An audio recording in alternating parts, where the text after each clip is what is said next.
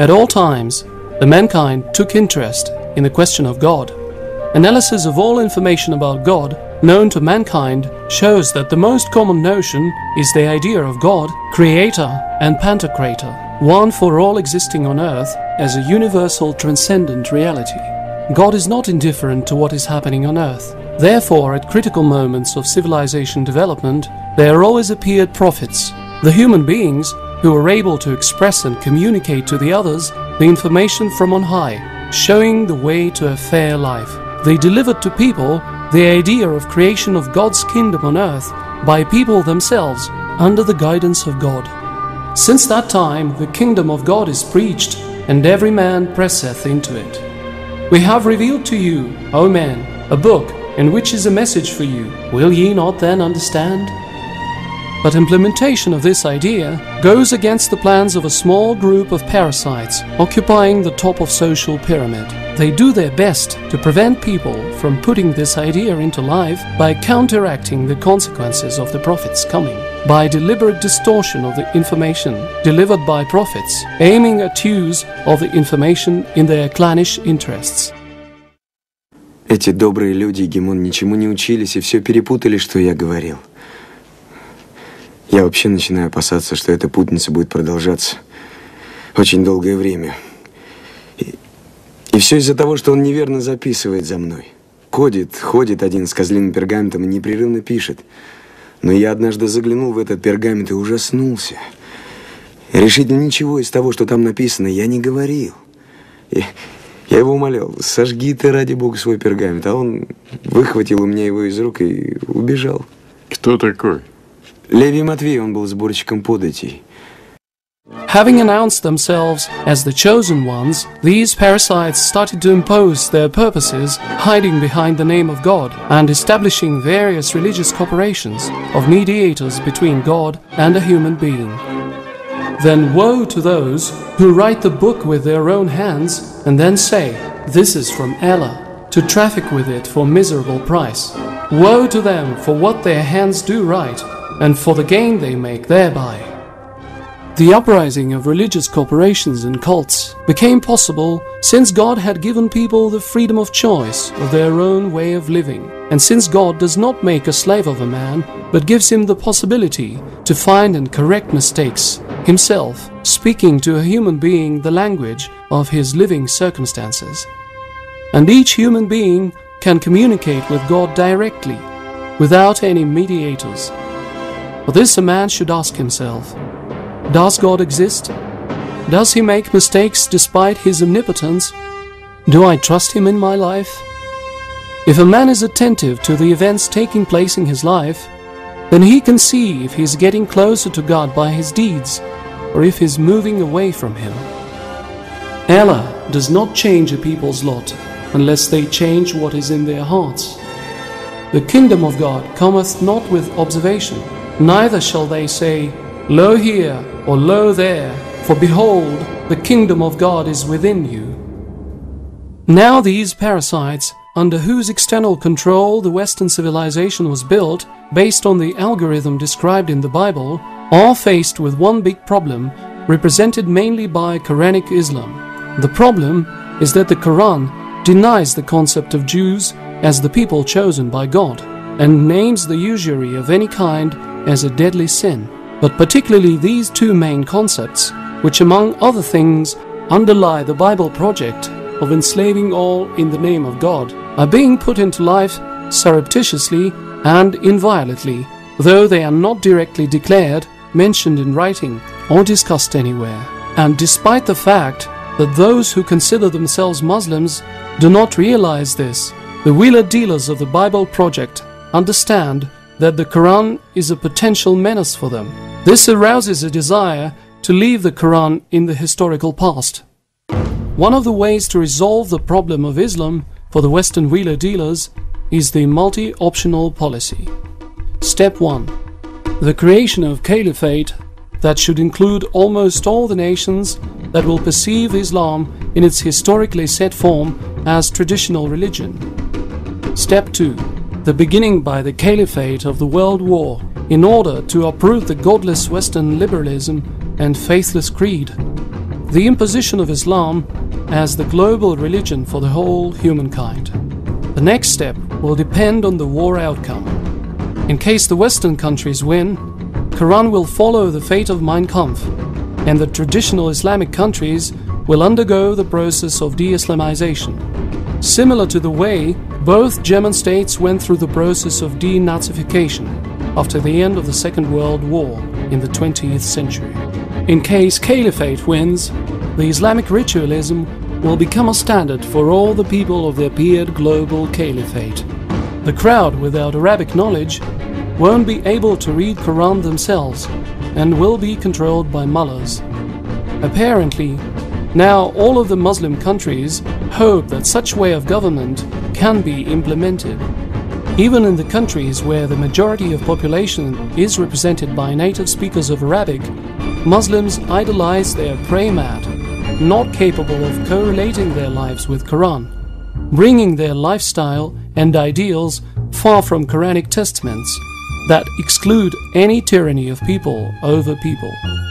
Mullahs represent professional corporation of ideologists that will interpret life with reference to Quran, taking into consideration the interests of their backstage owners, the same way as done with Taliban in Afghanistan and the Muslim priesthood in all the countries. Mullahs are fixated on ritualism and are not able to discover and solve the real problems of public life. To confirm this statement, one can observe the last centuries of Muslim countries' history that fall behind the Western countries in science and technology development and that couldn't elaborate a more effective alternative to the Western mode of life. As the next step, when the power of mullahs will become hated, we will face global anti-Islamic rebellion, the end of mullahs' power, and the society will undergo the process of de-Islamization. The Quran will be taken away from the publicity and put to the libraries to be cited by the authorized historians only. These historians will do their best to prove that the humankind was saved from such a great evil. Western middlebrows don't even understand that Quran and Islam have become the main objects of the purposeful calumny and discredit. Middlebrows are incredibly not in position to take Quran, read it as message addressed to them personally, and to correlate Quran with real life, so that to notice all the calumny against Quran and the Muslims' deviation from the true Quran message. Nowadays, first stage of this multi-optional policy is being deliberately implemented. In the Islamic world, those regimes adherent to the Muslim traditionalism and not displaying aggression towards otherwise minded neighbors are being attacked by the opposition of pseudo-Islamic fundamentalist radicals. The Muslim culture is portrayed as enemy. For this purpose, the role of this enemy again goes to the same pseudo-Islamic fundamentalist radicals that undermine the regimes of Muslim traditionalists and display aggressiveness towards different-minded people. To resolve this problem, global terrorist issue was picked up under the signboard of Al-Qaeda. The fight of the West against Al-Qaeda is purposely done by such means that in the Islamic world is perceived as Western aggression. This leads to the appearance of favorable crowd scene for the pseudo-Islamic fundamentalist radicals. Almost all traditionally Muslim countries are involved in this scenario. Afghanistan is used as the platform for drugs flow, as one of the means to sow seeds of hatred towards outside the Muslim cultural area. Pakistan is chosen to display instability of the government under Muslim traditionalism and to be further accused for nuclear technologies leak to other Muslim countries and extremists. Iran is accused of the lust to possess nuclear weapons. The goal of the Western policy towards Pakistan and Iran is to create caliphate, since Muslim nuclear power would be perceived in the world as real and inescapable threat. The nuclear potentials of caliphate are not planned to be developed to the level fatally dangerous to the West, but it will always be implied in propaganda in order to keep nuclear motive to trigger the coalition war of Western states against the caliphate. For example, this could take place by a single nuclear attack on some countries, taking Israel for one. Caliphate should necessarily be the anti-Semite state so it could be rated as the follower of the Third Reich. Saudi Arabia and the Persian Gulf states are expected to finance their Muslim brothers working for the caliphate. Iraq is planned to be the place for radicalization of hatred towards Western countries to become the capital of caliphate after NATO troops withdrawal, and to be the field of last fight between the good and the evil. One of the options of the above-mentioned multi-optional policy includes the possibility of breaking up of Russia, adding Russian Muslim areas to caliphate. In case this scenario fails, Russia is planned to become one of the first victims of the caliphate aggression and the main field of war between the West and the caliphate. Traditional Islam priesthood has fenced themselves with Quran and ritualism from God, from problems of people and society on the whole, with lives concentrated on the momentary self-interest, and therefore doesn't analyze the global scale events. As a result, it doesn't perceive this scenario, and in case someone notices it, the momentary self-interest is more important for him than unselfish efforts to prevent disasters, the potentials of which have been purposely created by the others for several decades. That's why the traditional Islam is not able to work out a more efficient scenario of the global policy that could become an alternative to the one mentioned above, not to be involved into the anti-Islamic variant.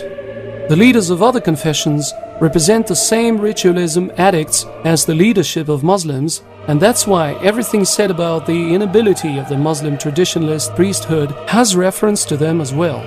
The incapability of the countries, both Muslim and Western, involved in this scenario implementation leads to the fact that it could be broken only through the initiative of people, individuals and public organizations. The multi-optional policy aimed at breeding civilizations' conflict does not have the right party. It is impossible to avoid the conflict, thinking that we can all live in peace based on our traditional beliefs, not interfering into the cultures of each other, for two reasons. Reason 1. Norms of social organization and ethics, appropriate for the traditional cultures, don't coincide in all aspects, and in some points are objectively controversial. Reason 2. There are transnational political networks in the world that reach their goals by creation of managed conflicts on the basis of artificial actualization of different contradictions, objectively appropriate for traditional cultures.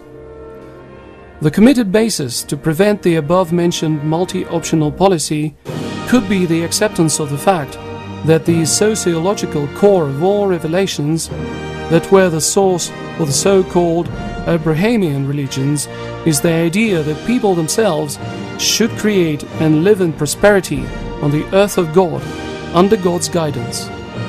In this world, no one will be slave to another, and all the people will live in freedom, developing their individual potentials on the basis of dialogue with God while living. Dear colleagues, pure thoughts and the will of the righteous are keys to the gates of a pure life full of hope, liveliness and beauty. This is the promise of God, that the earth will be inherited by the pure and the righteous, and the people free from selfishness will take up the management of the world. Then there will be no trace of sorrow, discrimination, poverty, insecurity, and aggression, the time for true happiness and for the blossoming of the true nature of humankind, the way God has intended, will arrive. The idea of creation of the kingdom of God on earth, through the efforts of people themselves, under the God's guidance, is the single idea, the distribution of which in different cultural societies can ruin the potential of the above scenario of multi-optional policy that leads to the conflict aimed at leaving Quran in the historical legacy of the humankind. Let there arise out of you a band of people inviting to all that is good, enjoining what is right and forbidding what is wrong. They are the ones to attain felicity. The question arises, What can and must each human being do to disrupt the implementation of this scenario? It is necessary to come to a direct dialogue with God, that is, to a non-denominational level. Then it becomes clear that all the confessions were established to divide and, if required, embroil people, thus realizing the principle divide and rule.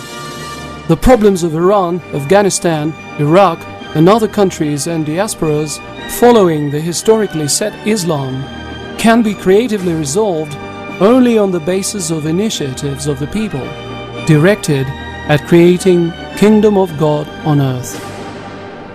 Unity, an oracle of our century has said, can only be welded by iron and blood. Well, we'll try welding it with love. Let's see which lasts the longer.